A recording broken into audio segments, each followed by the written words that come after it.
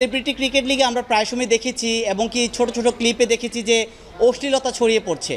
এই ক্রিকেট লিগগুলোকে কিন্তু আমরা দেখেছি ভারতে, পাকিস্তানে, শ্রীলঙ্কায় ক্রিকেট লিগ হয়, কিন্তু এভাবে অশ্লীলতা ছড়ায় না।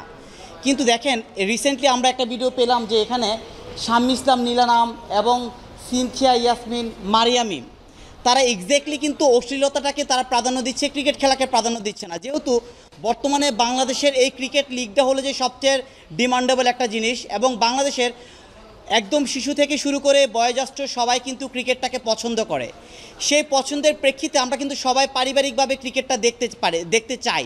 কিন্তু এই সেলিব্রিটি ক্রিকেট লিগ 2025 নামে যে অশ্লীলতা ছড়িয়ে পড়ছে, তো মান ইজ্জত নষ্ট হচ্ছে।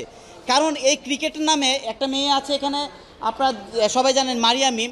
উনি এক্স্যাক্টলি ক্রিকেট খেলতে গিয়ে একটা অশ্লীল ড্রেস পরে উনি নিজেকে শো আপ করছে, এবং উনি বলছে যদি ফিগারই যদি না দেখাতে পারি তাহলে কেন খেলতে আসলাম।